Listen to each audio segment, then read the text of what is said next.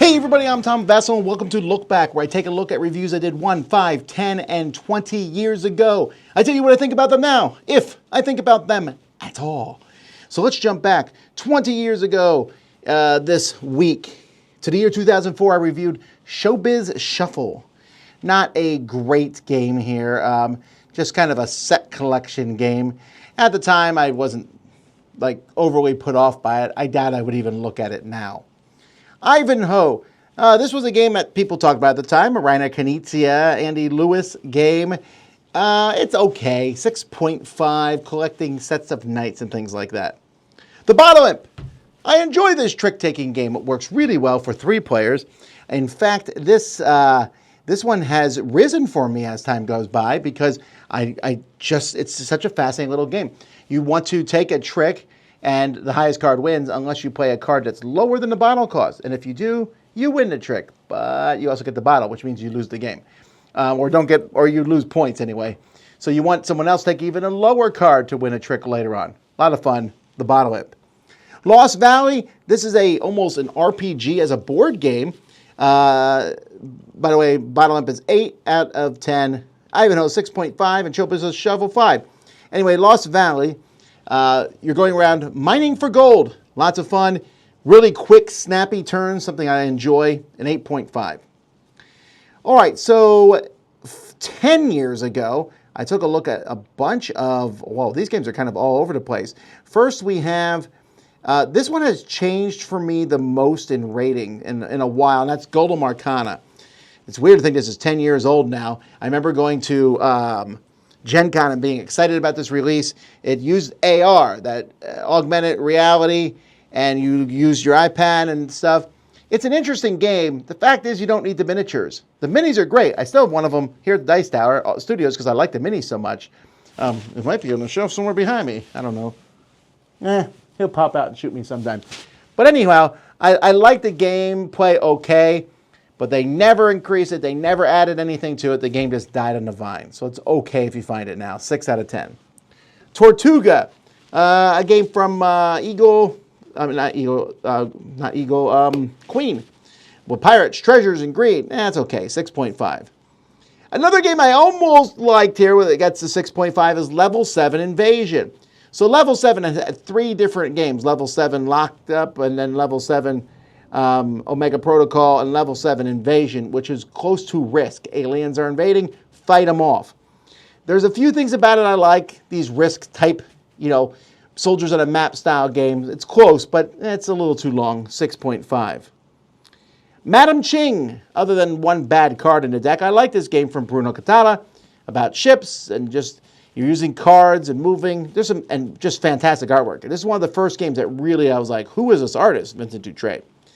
7 out of 10. Greed. This is from Donald Vaccarino. This one would probably get a higher rating from me on its, if it wasn't, it's just very adult in nature, this game. It's kind of a little deck building game and things like that, but it's just so, not deck building, but like a card game, but it's just so much like it shows the dark world of greed and I don't know. I haven't played it for a while, 7 out of 10, but I like the game fine, just didn't love the theme. The Battle of 5 Armies.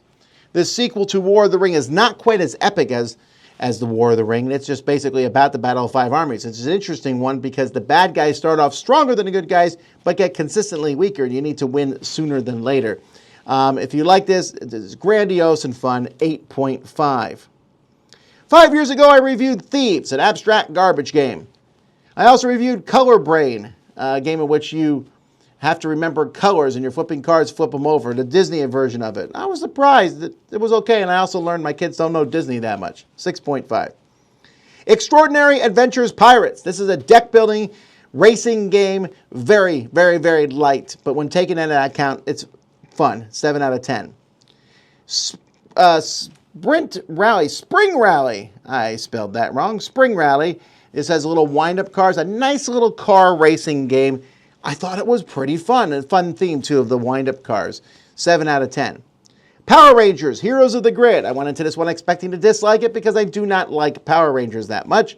But this cooperative game, of which I think they've kind of redone this several times with different themes, has worked pretty well. Not great, but it's very solid, 7 out of 10.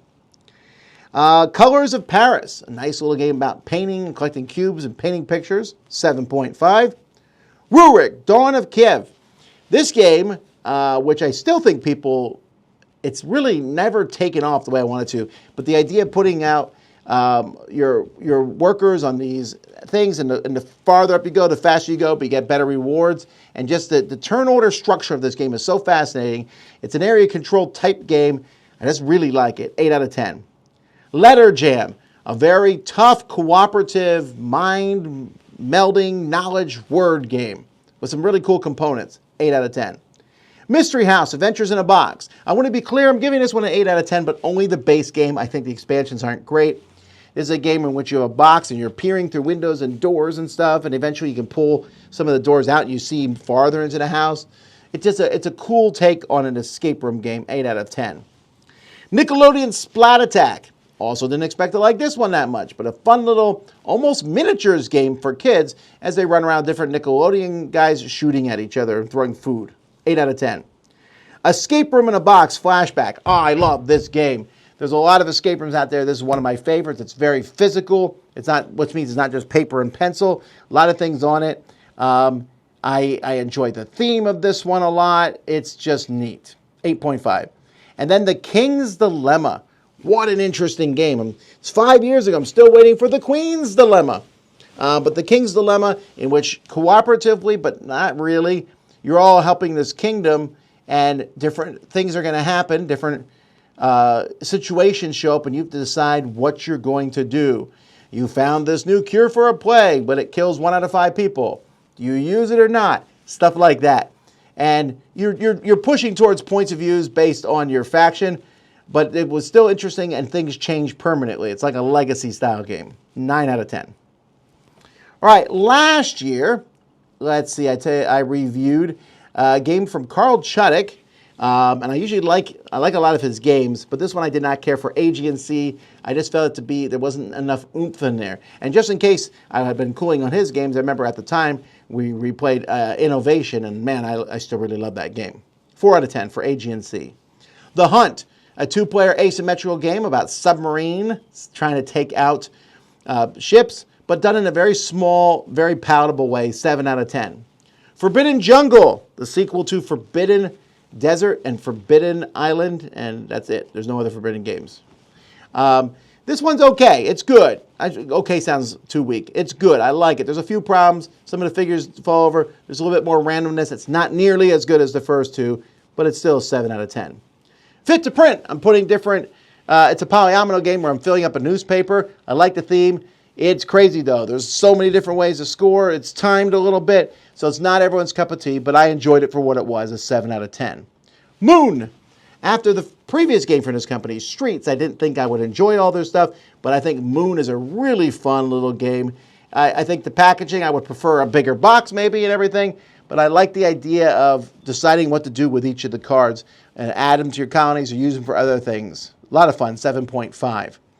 And then Last Light, Roy Canada's initial design that took the gaming world by storm, playing a 4X game in a very short amount of time. Really does well. I like it best with 4 players, I think.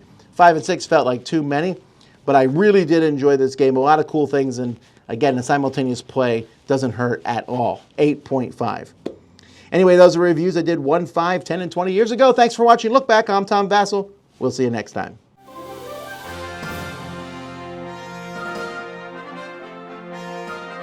Hey folks, thanks for watching another one of our videos. If you like our videos, if you like our channel, if you would love to game with us at one of our conventions, check out Dice Tower Cruise, Dice Tower East, and Dice Tower West. Fantastic conventions where we play games with wonderful people, a humongous library, and lots of other events and stuff. Also, don't forget to check out our channel, like and subscribe. I'm Tom Vasel.